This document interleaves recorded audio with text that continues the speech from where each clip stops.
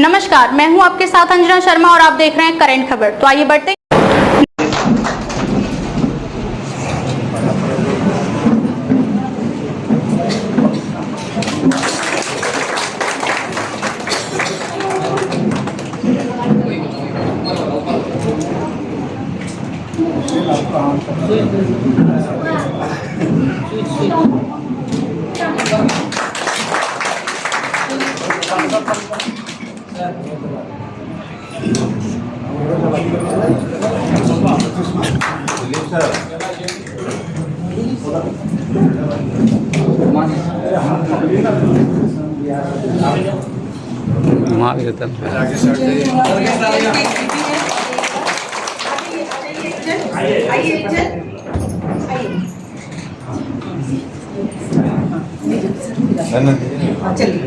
ये दृश्य बहुत ही मनमोहक लग रहा है।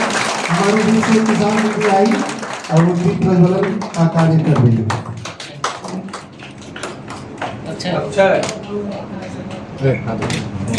ये गाय भैंसों की सेवा में जो दिन रात लगे रहते हैं, धरती के असली धनवान वही पशुपालक होते हैं। दूध से भरते हैं हर घर की थाली, देश की ताकत है ये किसान और पशुपालक निराली।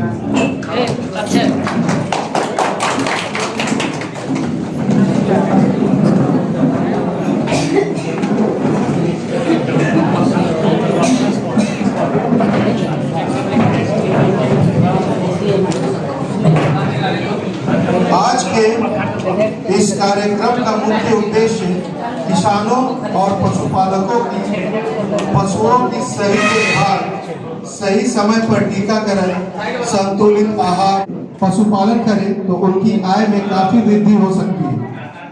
तो आज के इस कार्यक्रम का हमारा मुख्य उद्देश्य है पशु रोग नियंत्रण एवं रेबीज उन्मूलन कार्यक्रम। आजकल देखा जा रहा है कि गांव-गांव में किसान बहुत गंभीर बीमारियों के चलते बहुत ज्यादा जूझ रहे हैं और उनको काफी आर्थिक कमी का सामना करना पड़ रहा है। तो आज के इस कार्यक्रम का हमारा जो उद्देश्य है वो एक LSD रोग है, लंपी स्किन डिजीज।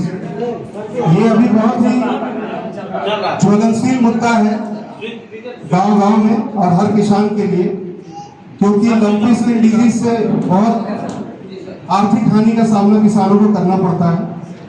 और एक और ही ज्वलनशील मुद्दा है जो कि कहा जाता है रेबीज, जिनकी बकरियों को, गायों को कोई भी जंगली जानवर या फिर कुत्ते काट लेते हैं तो उनमें रेबीज होने का खतरा काफी ज्यादा होता है, जिससे भी किसान को काफी आर्थिक हानि का सामना करना पड़ता है। तो अब मैं चाहूंगा हमारे जिला पशुपालन पदाधिकारी डॉक्टर मनोज कुमार सिंह से कि वो इस मंच पर आए और कुछ बातें आप लोगों के बीच रखें।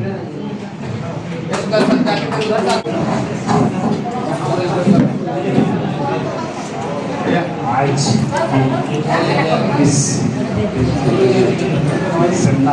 कार्यशाला में उपस्थित मंच पर हमारे जिला के जिला सहकारिता पदाधिकारी हमारे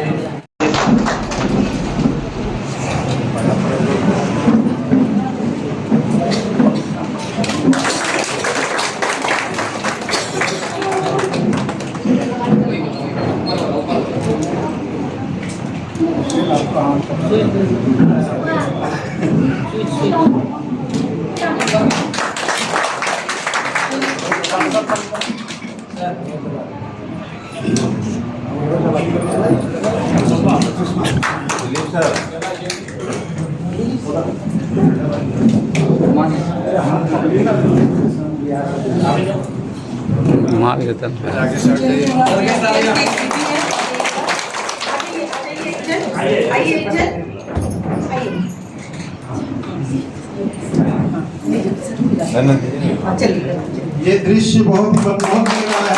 हमारे बीच में किसान भी आई और वो दीप प्रज्वलन का कार्य कर रही है। अच्छा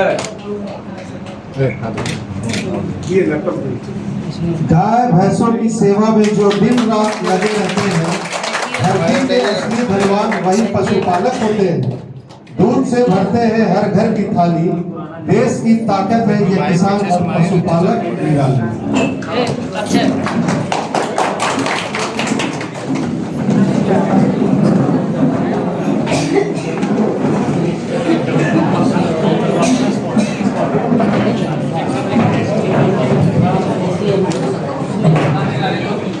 आज के इस कार्यक्रम का मुख्य उद्देश्य किसानों और पशुपालकों की पशुओं की सही देखभाल, सही समय पर टीकाकरण, संतुलित आहार, पशुपालन करें तो उनकी आय में काफी वृद्धि हो सकती है।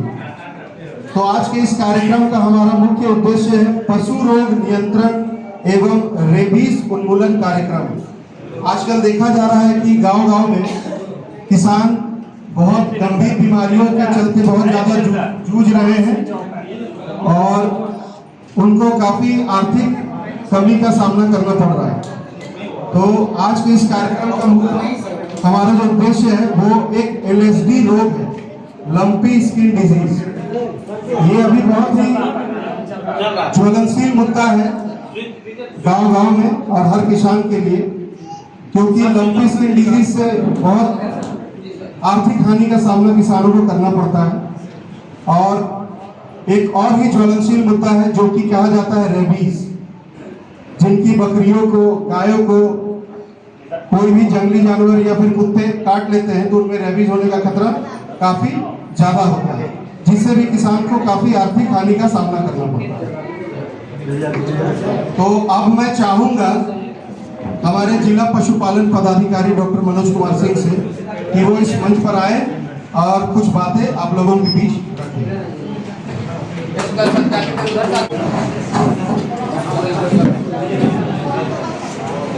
आज इस कार्यशाला में उपस्थित मंच पर हमारे जिला के जिला सहकारिता पदाधिकारी हमारे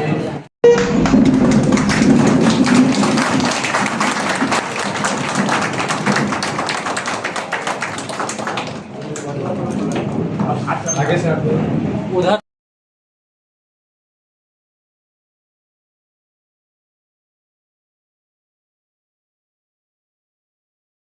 पदाधिकारी, साथ ही साथ अवर प्रमंडल पशुपालन पदाधिकारी के अवर प्रमंडल पशुपालन पदाधिकारी PS साहब एवं जिले के सभी पशु चिकित्सकगण एवं इस जिले के कृत्रिम गर्भाधान कार्यकर्ता, जैसलमेर की दीदी एवं पशु सखी दीदी और अन्य भी संस्था से आए हुए सभी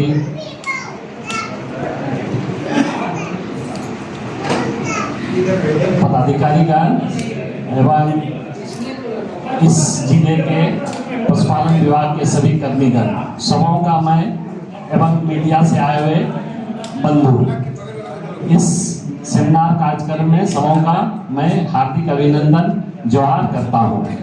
जैसा कि आप लोग जानते हैं, कृषि और पशुपालन हमारे भारतवर्ष की रीढ़ है और हमारे ग्रामीण परिवेश में सभी परिवार के अधिकांश लोग इसमें पशुपालन एवं कृषि में जुड़े हुए हैं। परिवार के सभी लोगों का जीवन यापन इसी से ज्यादा लोगों का चल रहा है और इसको आगे बढ़ाना हम लोगों का दायित्व है। आप अपने पशुओं को स्वस्थ रखें, किस तरह से स्वस्थ रखेंगे और अपनी आय को बढ़ाएंगे और हमारा गोड्डा जिला और हमारा झारखंड राज्य विकसित श्रेणी में आगे बढ़ेंगे, इस पर हम लोग काम कर रहे हैं। साथ ही साथ पशु स्वस्थ रहेंगे तो हमारे किसान संपन्न होंगे। इसके लिए हमारे कृत्रिम गर्भाधान कार्यकर्ता सारे पशु चिकित्सक एवं कर्मीगण लगे रहते हैं। अब इसी कड़ी में जैसलमेर की महिलाएं लोगों को भी हम लोग जोड़े हैं। सरकार की सोच है ग्रामीण परिवेश में सारे लोग हम लोग पूरी नहीं कर पाते हैं टीकाकरण कार्य को, तो इसलिए महिलाओं को दायित्व दी गई है। इसमें से कुछ महिलाओं को प्रशिक्षण भी कराई गई है स्टेट लेवल से, और इन लोगों ने अपना काम बखूबी से कुछ प्रखंडों में किया है। बाकी प्रखंडों में इनों से आप लोग जुड़े और प्रशिक्षण प्राप्त करके खास करके छोटे जानवरों में टीकाकरण को पूर्ण करें। ये मेरी उम्मीद है कि आने वाले वर्षों में आप पशु सखी लोग पशुपालन विभाग को ऊंचाई पर पहुंचाएंगे और ग्रामीण परिवेश की हर परिवार का आर्थिक उन्नति और विकसित झारखंड को आगे बढ़ाएंगे। इसी सोच के से हम लोग कार्यशाला और सेमिनार का कार्यक्रम रखे हैं। इस कार्यक्रम में पुनः मैं सबको हार्दिक अभिनंदन एवं जोहार करता हूं और अपने वाणी को विराम देता हूं कि अभी हम लोग बहुत विलम्ब हो चुके हैं, बहुत सारे वक्ता लोग हैं और जो सेमिनार का मुख्य उद्देश्य है वैज्ञानिक लोगों के द्वारा बतलाए जाएंगे कि इस कैसे अपने पशुओं को बचाव करेंगे और कुछ बीमारी जो है जानलेवा होता है पशुओं के लिए और मानव के लिए भी, उससे बचना है और बचाना है। बस इन्हीं शब्दों के साथ मैं अपना वाणी को विराम देता हूँ। दीदियों को बहुत ही अच्छी जानकारी दी। अब हमारे बीच उपस्थित है हमारे एक आदरणीय सम्मानित व्यक्ति जो कि वरीय वैज्ञानिक कृषि विज्ञान केंद्र डॉक्टर रवि कुमार सर, इनके लिए जोरदार तालियां हो जाए। इस कार्यक्रम को विलंब ना करते हुए मैं जल्दी से चाहूंगा कि हमारे बीच दिग्विजय कुमार नाग सर आए, जो कि जिला सहकारिता पदाधिकारी गोड्डा है, और आप लोगों के बीच अपनी कुछ बातें रखें। सर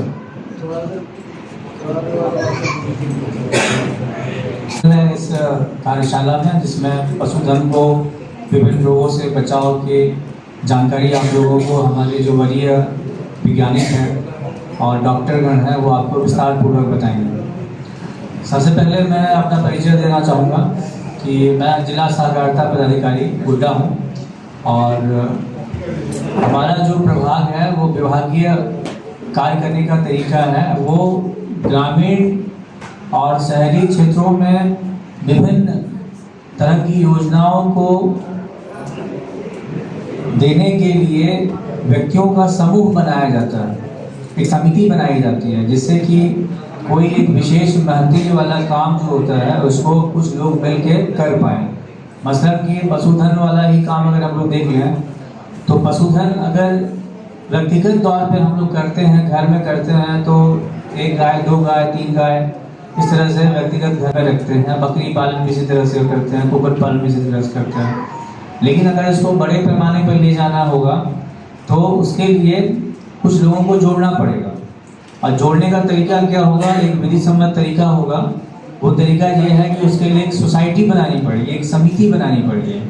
उस समिति को बना करके उसको रजिस्टर करके जब समिति को निर्माण कर लेते हैं तो फिर सरकारी जितनी भी सहायता होती है इससे संबंधित आप लोग को बहुत आसान तरीके से उपलब्ध हो जाती है।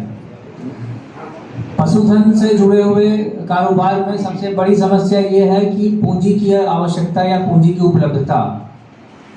हमारी माताएं बहनें या ग्रामीण जो किसान हैं जो पशुधन में रुचि रखते हैं वह अपने पशुओं की संख्या, उनसे जो उत्पाद मिलते हैं उसके उत्पादों की मात्रा को बढ़ाने के लिए रुचि रखते हैं, लेकिन कहीं ना कहीं हमारे बीच आड़े आ जाता है कि हम यहाँ से पूंजी कहाँ से लाएं या उसका उपलब्ध कहाँ से कराएं। तो पूंजी उपलब्ध कराने के लिए एक तरीका ये है कि जैसे आप सोसाइटी जब बना देते हैं तो सोसाइटी जो है बनने के बाद राज्य स्तर की विभिन्न प्रकार की सोसाइटी हैं, जो जिला स्तर की सोसाइटी, प्रखंड स्तर की सोसाइटी या ग्रामीण पंचायत स्तर की सोसाइटियों को पूंजी प्रदान करती है, कार्यशील पूंजी देती है। उसी तरह से राष्ट्रीय स्तर पे भी बहुत सारी सोसाइटी जो है हमारे भारत सरकार में सहकारिता मंत्रालय है, जब विभिन्न मंत्रालयों से वो पैसा आप लोग को विभिन्न विभागों के द्वारा प्रदान किया जाता है। तो उसकी जानकारी आप लोग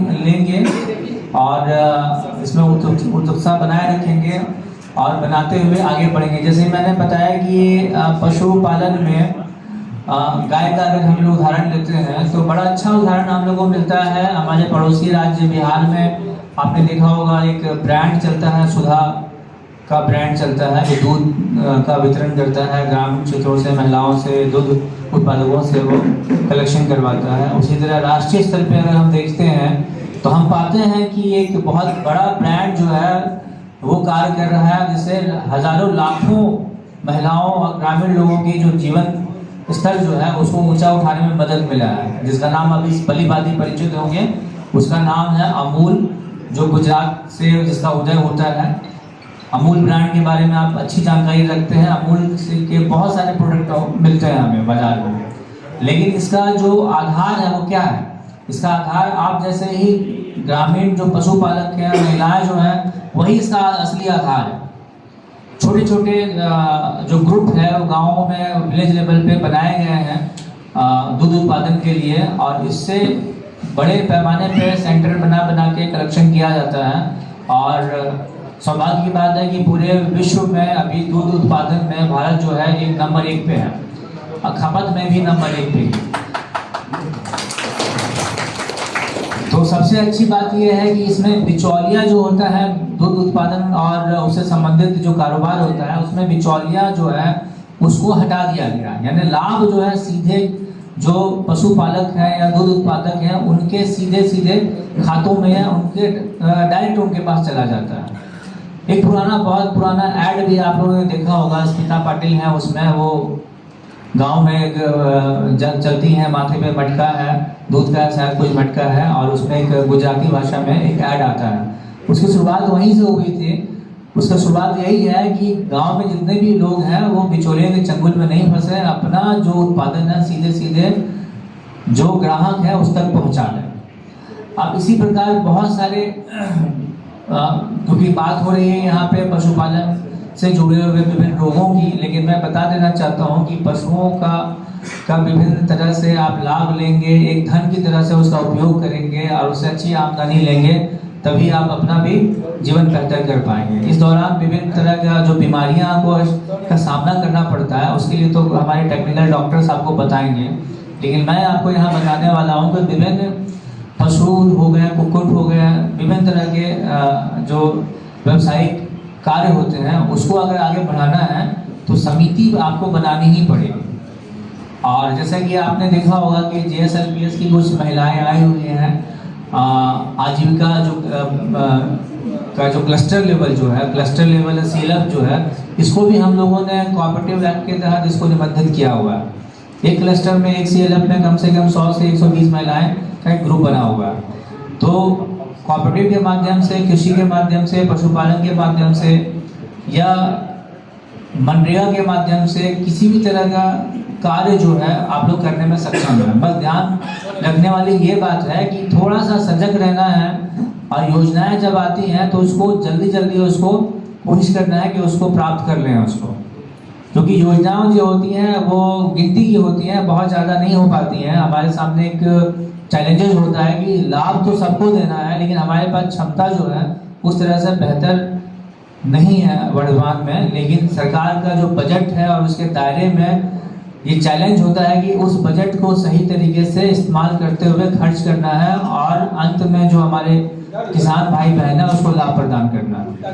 तो मैं फिर आपको कहूँगा कि हमारे माननीय गृह मंत्री, सहकारिता मंत्री और माननीय प्रधानमंत्री नरेंद्र मोदी सर जो है, इनकी बहुत ही बड़ी सराहनीय कदम है कि सहकारिता को इन्होंने बहुत आगे तक ले जाने का संकल्प लिया है।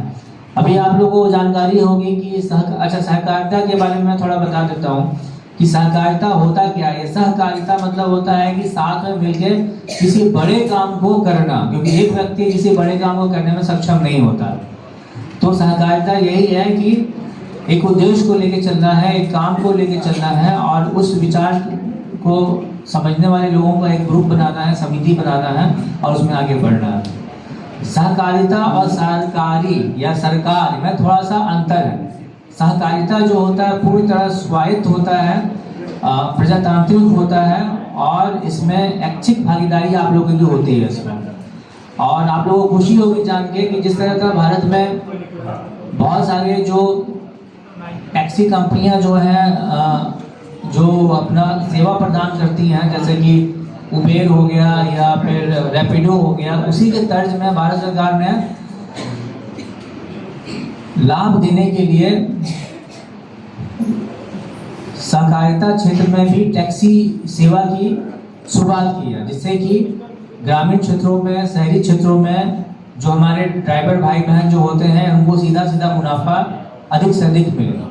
तो इस तरह की पहल जो है वो गवर्नमेंट कर रही है, आप लोग भी इसमें पहल करें।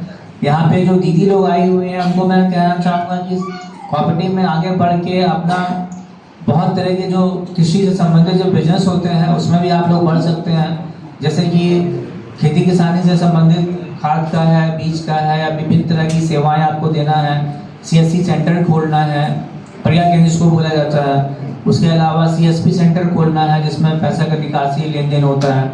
और एक योजना चलती है प्रधानमंत्री किसान समृद्धि योजना चलती है, उसका सेंटर भी आप लोग बना सकते हैं। वो बनाने के से क्या होगा कि जब वो सेंटर आप लोग बना लेंगे तो उसको कहा जाता है वन स्टॉप शॉप कहा जाता है कृषि क्षेत्र या फिर अलाइड क्षेत्र के लिए। वहाँ पे जरूरत की सारी चीज़ें जो हैं वो ग्रामीण लोगों के लिए उपलब्ध होती हैं। तो इन चीज़ों में भी आप लोग आगे बढ़ सकते हैं। इसके अलावा हमारा एक शीर्ष राज्य स्तरीय संस्थान है जिसका नाम है सिद्धू कानू राज्य स्तरीय कृषि एवं वनभोज सहकारी संघ लिमिटेड कहा जाता है, और उसी का जिला लेवल पे भी इसका यूनियन बना हुआ है।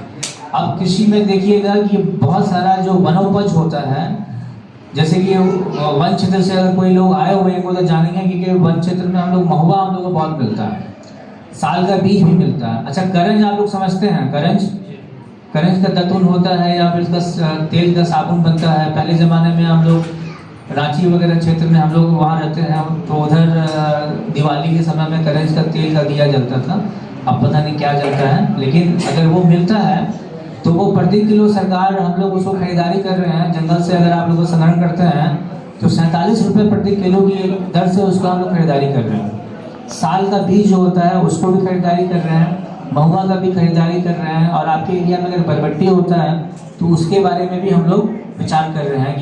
सारे लोग इकट्ठा करेंगे और इसके जो आजीविका समूह की DSPS की जो समितियां हैं, आजीविका मिशन के जो है मेंबर वो या लैम्पस्पैक्स के जो लोग हैं उससे हम लोग खरीदारी करेंगे, तो उससे भी लाभ आपको काफ़ी मिलेगा। और सबसे अच्छी बात है कि जब वो गैदर हो जाएगा तो आपको कहीं ढो के ले जाने की ज़रूरत नहीं है। कंपनी जो है राष्ट्रीय स्तर की और अंतर्राष्ट्रीय स्तर की वो खुद ही लाएंगे और वो आपसे परचेज कर लेंगे, आपको कहीं ढो के परिवहन करके नहीं ले जाना है।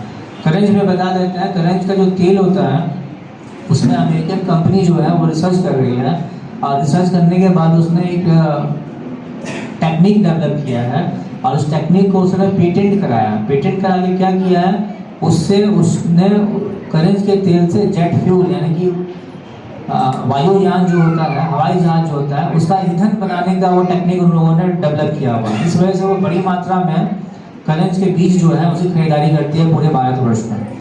तो इस तरह की बहुत सारी योजनाएं जो है हम लोग के पास हैं जिसकी जानकारी हम लोगों को कम ही हो पाती है। ऐसा मंच हम लोग को बहुत कम उपलब्ध हो पाता है जिससे आप लोग से फेस टू फेस रूबरू हो पाए हम लोग और ये सारी बातें कर पाएँ। तो मैं चाहूँगा कि इन सभी जानकारियों को आप अपने ग्रामीण गांव घर तक ले जाएं, अपने चौपाल में घर में डिस्कस करें, और जैसे ज़रूरत पड़ेगी वैसे विभाग में आके, दफ्तर में आके आप लोग जानकारी प्राप्त करें। धन्यवाद। जोहार। बहुत ही महत्वपूर्ण जानकारी प्रदान की। अब हम कार्यक्रम को आगे बढ़ाते हुए मैं चाहूँगा कि डॉक्टर मनोज कुमार सिंह सर, हमारे वरीय वैज्ञानिक डॉक्टर रवि सर को एक गमला देकर इस प्रोग्राम में आगे बढ़ाएं और भेंट करें।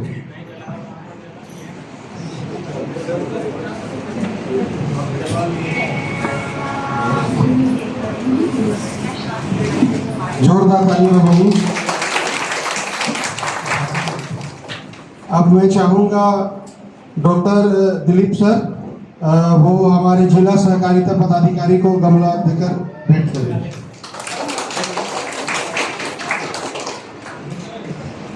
अब मैं पुनः डॉक्टर दिलीप सर से चाहूंगा कि वो हमारे वैज्ञानिक डॉक्टर सतीश सर को गमला देकर भेंट करें।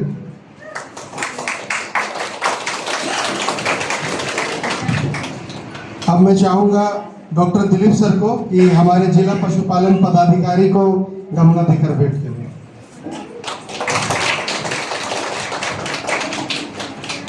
अब मैं चाहूंगा हमारे जिला सहकारिता पदाधिकारी को कि वो हमारे VS सर डॉक्टर दिलीप को गमला देकर भेंट करें। जोरदार तालियां बजाइए। अब मैं चाहूंगा डॉक्टर सुषमा मैम नहीं डॉक्टर निराला सर को कि वो हम अब मैं पुनः डॉक्टर निराला सर से चाहूंगा कि वो हमारे वर्तमान में अवर प्रमंडल पशुपालन पदाधिकारी डॉक्टर अमरेंद्र पांडे सर को गमला देकर भेंट करें।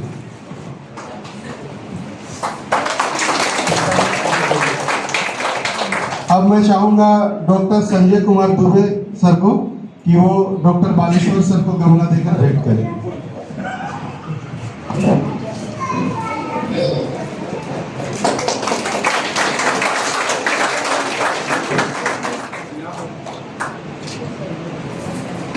बहुत बहुत धन्यवाद।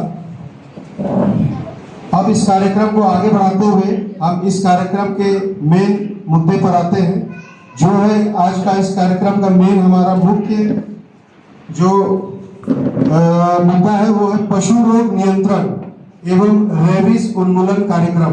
तो आज के इस कार्यक्रम में 3 पाली में सेमिनार होगा। पहला पाली डॉक्टर सतीश सर वैज्ञानिक कृषि विज्ञान केंद्र के द्वारा होगी, जिसमें आपको LSD रोग नियंत्रण हेतु बातें बतलाई जाएंगी। आजकल हम जैसे जानते हैं कि LSD का मतलब है लंपी स्किन डिजीज, जो कि हर गांव में बहुत ही ज्वलनशील मुद्दा है, जिसके कारण किसानों को बहुत ही जो कि पशु चिकित्सा पदाधिकारी ठाकुर गंटी उनके द्वारा हमें रेबीज रोग नियंत्रण के बारे में बतलाया जाएगा।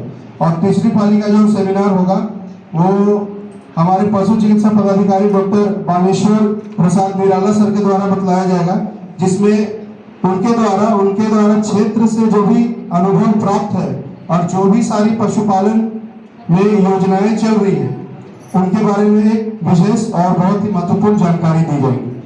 तो अब मैं चाहूंगा कि डॉक्टर सतीश सर से कि वो इस सेमिनार में LSD रोग नियंत्रण हेतु अपनी बातों को रखें और हम सभी को एक विशेष जानकारी दें, और आप लोग भी बहुत ध्यान से सुनिएगा। ये बहुत ही महत्वपूर्ण एक सेमिनार होने जा रहा है। धन्यवाद।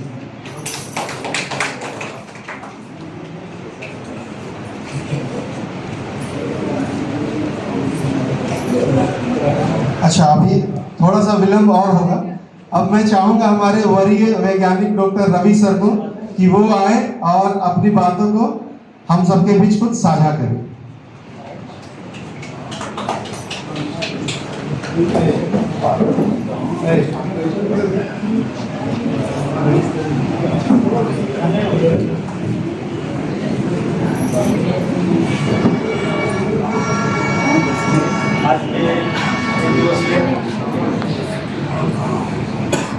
एक दिवसीय पशुपालन सहकारिता विभाग के द्वारा आयोजित जिला स्तरीय कार्यशाला एवं सेमिनार और जिसका विषय पशु रोग नियंत्रण एवं रेबीज से संबंधित है।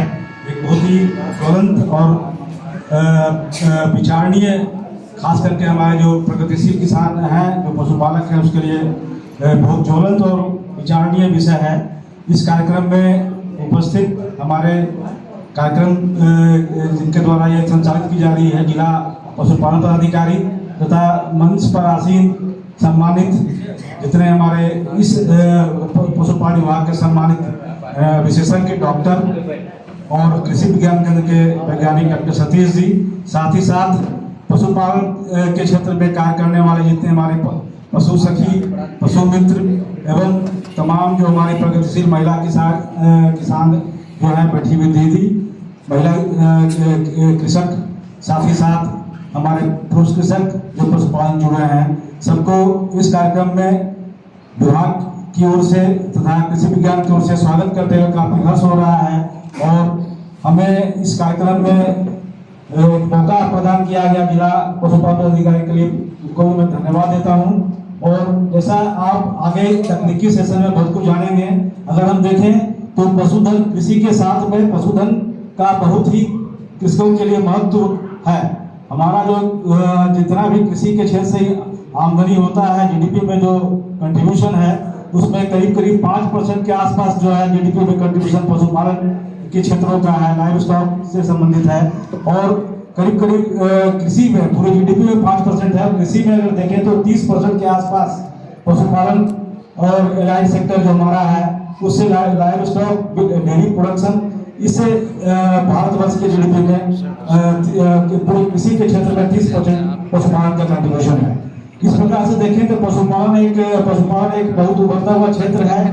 और अगर आप देखें तो 2024 तक हमको लगता है करीब 36 बिलियन $US के आसपास जो है हमारा मैंने यहाँ से भारतवर्ष से जो है पशुपालन और डेयरी सेक्टर से एक्सपोर्ट किया गया, दूसरे देशों में भेजा गया यहाँ हमारे यहाँ से। इसके अतिरिक्त देखें तो कहने का मतलब कृषि के क्षेत्र में पशुपालन का बहुत महत्वपूर्ण है और ये तो मेन प्रोडक्ट है। इसके अलावा बाई प्रोडक्ट जो कि किसानों के लिए काफी हेल्पफुल होता है, उसके बिना खेती जो है बढ़िया हो ही नहीं सकता है। क्योंकि हमारे झारखंड को देखें या पूरे भारतवर्ष में देखें तो ऑर्गेनिक कार्बन कंटेंट जो हमारे मिट्टी का है वो काफी कम है, लो है या लो से मीडियम है। तो ऑर्गेनिक कार्बन कंटेंट कम होगा तो खेती बाड़ी अच्छा नहीं हो सकता है, पानी धारण क्षमता कमेगी, नाइट्रोजन की उर्वरता घटेगी। तो कृषि के क्षेत्र में पशुपालन का महत्व केवल आपके आमदनी को बढ़ाने में नहीं है, साथ ही साथ वो कृषि के विकास के लिए भी, अपने भूमि को अच्छा रखने के लिए भी उनका बाई प्रोडक्ट जो होता है गोबर कंपोस्ट और जैविक वो काफी जरूरत की चीज है। अब ये विषय से हट की बात हुई, अगर विषय को देखें तो पशुपालन के क्षेत्र में बहुत सारी बीमारियां आती है लाइव स्टॉक में। बीमारी के बारे में बहुत विस्तृत चर्चा होगी। डिफरेंट जो मेजर बीमारियां हैं जैसे आपका BQ है, LSD है, FMD है। अगर इस तरह की बीमारियां तो लाइव स्टॉक में खास करके कैटल में हमारा जो बोवाइन है उसमें काफी तेजी से फैलता है और काफी क्षति करता है। तो उसके बारे में चर्चा होगी, कैसे उसको हम लोग आगे रोकथाम कर पाएंगे, कैसे कम से कम हो या होने के बाद कैसे हम लोग उसका उपचार कर पाएंगे। अगर हम देखें तो बीमारी जो है मुख्यतः बीमारी दो तरह से होता है। एक तो है कि आपका कोई ऑर्गेनिज्म जो है लिविंग ऑर्गेनिज्म उसके द्वारा होगा, तो उसके कैटेगरी में अगर कैटेगराइज किया जाए, जहाँ तक हमारी समझ है कि कुछ बीमारी वायरल होते हैं, कुछ बैक्टीरियल होते हैं, कुछ जो है प्रोटोजोन है और कुछ जो है आपका वो पैरासाइट के रूप में आते हैं। तो इस तरह की चीजें हैं जो कि पशु में जो है अगर इस तरह का उनका संक्रमण होता है, इन्फेक्शन होता है, अटैक होता है तो आपका पशुधन प्रभावित होगा। दूसरा है कुछ न्यूट्रिशन डिफिशियंसी के कारण भी आपका पशुधन में समस्या आती है। तो मिला जुला कर आप देखें तो इसके पहले की बीमारी कम से कम हो तो इसमें आपको प्रतिरक्षा प्रणाली जो है उनका एंटीबॉडी सिस्टम को ठीक रखना पड़ेगा। इसके लिए बैलेंस डाइट पशुओं में जो है जरूरत है, संतुलित आहार। आप जितने भी हमारे पशुपालक हैं वो संतुलित आहार का प्रयोग करें, बैलेंस राशन का प्रयोग करें और डिफरेंट स्टेजेस के लिए अलग अलग रेशनिंग जो है, न्यूट्रिशन मैनेजमेंट जो है उसको अपनाएं। और ये भी देखा जा रहा है कि हमारे पशुओं में खास करके जो हमारी एक्सोटिक ब्रीड है, अधिक दूध देने वाली गायें हैं जो डेयरी के में बढ़ावा के लिए दिया जा रहा है, तो उसमें देखा गया है कि समस्या उनमें बांझपन ही फर्टिलिटी जो है स्टेरिलिटी बांझपन की समस्या आती है और वो डायरेक्टली रिलेटेड है विटामिन, खास करके विटामिन की कमी से बहुत ही प्रभावित होता है। तो कहने का मतलब ये है कि हमारे पशुपालक अगर प्रिवेंटिव मेजर अपनाएं, प्रिवेंटिव मेजर कैसे अपनाएंगे, बहुत सारा इन्फेक्शन डिजीज के लिए टीकाकरण जरूरी है, वायरल डिजीज और बैक्टीरियल डिजीज के लिए टीकाकरण जो हमारा है, अगर टीकाकरण अपनाएंगे तो निश्चित तौर पर आपको जो है बीमारी की समस्या से कम जूझना पड़ेगा। अगर टीकाकरण नहीं अपनाएंगे तो वो सब बीमारियां होंगी तो आपको काफी परेशानियां होंगी, खर्चे होंगी और पशुधन हमारा कमजोर होगा। और न्यूट्रिशनल मैनेजमेंट अगर प्रॉपर करेंगे तो हमारा न्यूट्रिशनल डिफिशियंसी से संबंधित बीमारी नहीं होगी। जैसे अब कैल्शियम से भी बहुत हमारा मिल्किंग इफेक्ट होता है, मिल्क फीवर जो है तो इसका हम विशेषज्ञ नहीं है, लेकिन हमको जो बात हल्का फुल्की जो आउटलाइन हमारे दिमाग में था वो रखे। और पोषण में आप निश्चित तौर पर हरा चारा का प्रयोग करें। हरा चारा अगर प्रयोग नहीं करेंगे तो बहुत सारी समस्याएं आएंगी। हमारे जो पशुपालक हैं वो हरे चारे पर फोकस नहीं करते हैं। तो हरा चारा जो है अपने पशुधन के अनुसार ये निर्धारित करें कि हमको जो पर डे जितना हरा चारा रिक्वायरमेंट है उसका हम लोग हरा चारा अपने जो है अपने क्षेत्र में, अपने खेतों में, अपने घरों में ग्रो करें। उसके लिए हरा चारा में बहुत तरह का हरा चारा है। पेरिनियल हरा चारा होता है, उसके अतिरिक्त अगर देखिए सीजनल हरा चारा है तो आप सीजनल हरा चारा को अपनाएं, पेरिनियल हरा चारा को अपनाएं। अगर आप लैंडलेस हमारे पशुपालक हैं जिनके पास जमीन की कमी है तो वैसे जैसे हमारा एजोला है, जो आप एजोला को कम जगह में वर्टिकल रूप में ग्रो कर सकते हैं और बॉडी वेट के अनुसार जो रिक्वायरमेंट है हरा चारा का उसके अनुसार एजोला का प्रतिदिन आपूर्ति करते हुए सब लोग उनको पशुधन में उनके भोजन में सम्मिलित करेंगे तो उनको लगता है कि आपको जो है हरे चारे की कमी को पूरा कर पाएगा। और अगर आप पूरे सिस्टम को नहीं अपनाते हैं तो आपको परेशानियां आएगी। और कुछ खास करके जैसे एफएनडी है, उसके बाद अगर बकरी में देखें तो पीपीआर है, इसमें जब हम अगर वैक्सीनेशन नहीं अपना अडॉप्ट करते हैं तो हो जाने के बाद काफ़ी परेशानी आती है और उसमें जो मोर्टेलिटी काफ़ी अधिक आती है। तो मोर्टेलिटी आएगा तो आप प्रभावित होंगे। तो आज का कार्यशाला इस दिशा में एक गोड्डा जिला में आप सबों को जागरूक करेगा। आप सभी जो इस कार्यक्रम में सम्मिलित हुए हैं आप बारीकी से सुने, समझें और नोट डाउन करें। और आपका कार्य क्या होगा, क्योंकि सभी गोड्डा जिला के सभी पशुपालक यहाँ समृद्ध हो पाए। तो आप जिन क्षेत्रों से आए हैं तो आप जो सीख के जा रहे हैं उसको कोशिश करिए कि आप अपने आसपास के गाँव में, अपने गाँव में आप जो सीखे हैं उसको प्रसारित करिए ताकि हमारा जो है पशुपालन विभाग का ये पहल है वो अधिक से अधिक किसानों के पास आउटरीच उसका बढ़ सके और आउटरीच बढ़ाने में आप जो है अग्रणी भूमिका निभा सकते हैं। इन्हीं शब्दों के साथ में मैं अपनी वाणी पर विराम देता हूं। हम लोग बहुत पहले 2016 के आसपास मिडिल ईस्ट में आया था।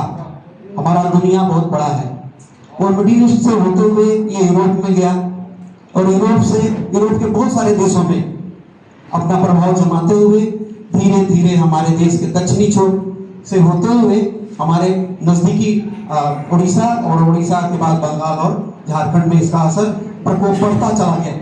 2022 देश के आसपास से हमारे यहाँ काफी ज्यादा संख्या में बीमारी दिखना शुरू हुई और आज भी कहीं ना कहीं दिखता है और प्रभावित लोग संपर्क साधते भी।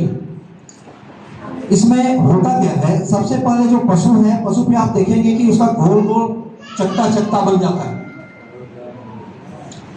जो कि जब तक ये ना दिखे तब तक तो स्वीकारेंगे नहीं कि हमारे यहाँ हमारे पशुओं को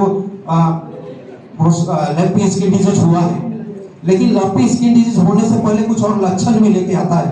सबसे पहला लक्षण आता है कि उसको बुखार आता है। शायद हम लोग हमारे पशुपालक कभी नाप नहीं पाते उसका बुखार, वो सीधे जब तक उसको चकता चकता होता है तब जाकर सब बताने के लिए तैयार होते हैं कि उसको बीमारी है। बीमार के बाद में देखेंगे वो लेजीनेस होगा, फिर तब जाके उसका क्या होगा, तब थोड़ा थोड़ा कहीं कहीं फूलेगा और धीरे धीरे एडिमा होगा और एडिमा होने के बाद फिर कुछ दिन में पक जाएगा और मवाद निकलना शुरू होगा। जब ये मवाद निकलना शुरू होगा तो कुछ दिनों के बाद देखेंगे कि लोग आसपास के प्रैक्टिशनर्स को बुलाते हैं और उसमें दवा का निदान का प्रयास करते हैं। जब निदान किसी का हो पाता है, किसी का नहीं हो पाता, कभी लंबा भी चल जाता है। अब वो जो मवाद है वो ड्रॉपलेट्स टाइप से गिरता चला जाता है और इसी बीच इसका मुख्य वाहक है मॉस्किटो। मॉस्किटो तो आप सभी कोई जानते होंगे, आजकल के दिन में तो सबको काट ही रहा हो। मॉस्किटो है, फ्लाइस है, लाइस है और इनका बाइट से ये जो बीमारी है ये फैलता जाता है, ट्रांसमिट होता चला जाता है। अब जो मॉस्किटो क्या कर रहा है, कहां से कैसे किया।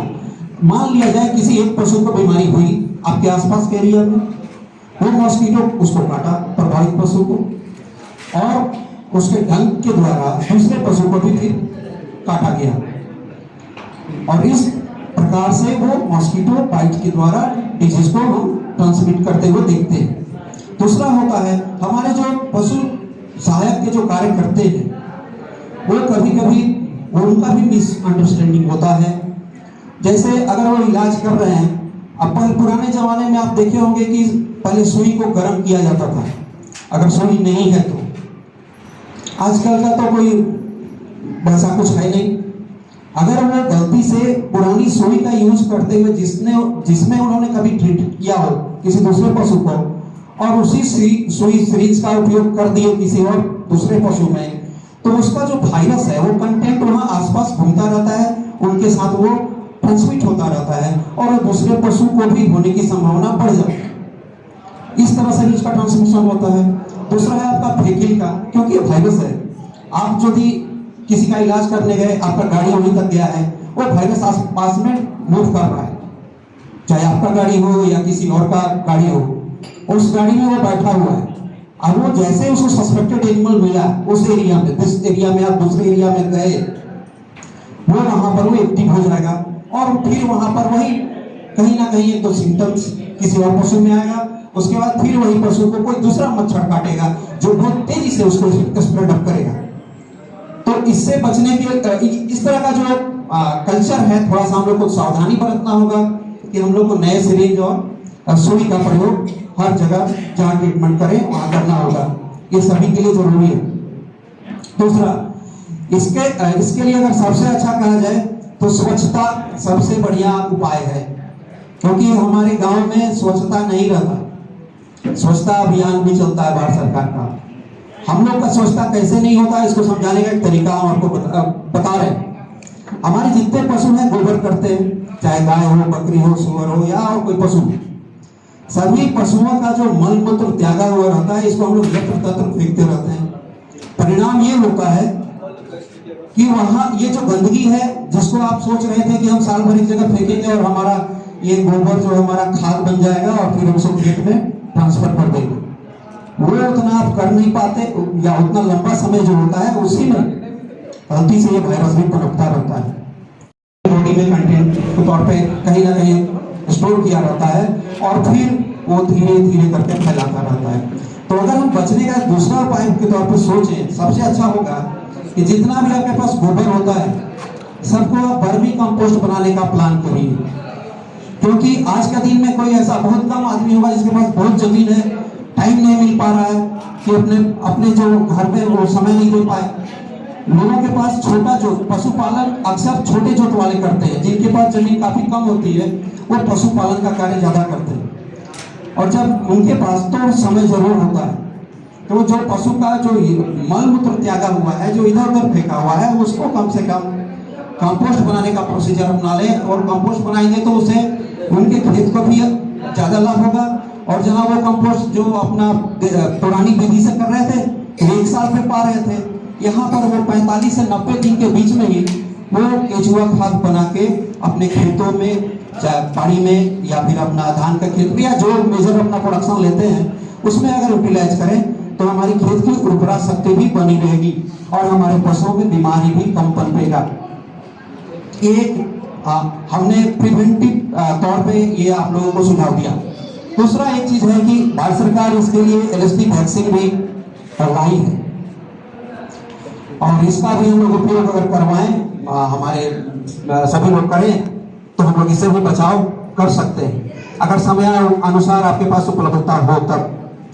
दूसरी बात इसमें आएगा कि हम इसको केवल जो अभी बात कर रहे थे कि मच्छर के काटने से हो रहा था, अनुमान लगाइए कि ये मच्छर तो आदमी को भी काटता है।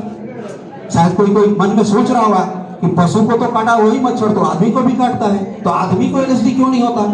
लेकिन आदमी में LSD नहीं होता है। लेकिन आपको अनुभव होगा कि जब आदमी को कोई मच्छर काटता है तो आप वहां पर नोचते होंगे, खुजलाते होंगे। सेम सिचुएशन हमारे पशुओं के साथ होता है। वो भी जैसे ही मच्छर काटा वो अपने शरीर को रगड़ने के लिए प्रयास करता है, इधर उधर कहीं ना कहीं रगड़ता है, और रगड़ने के बाद से ही वो इडिमा यानी सूजन जो है आपको देखने को मिलता है।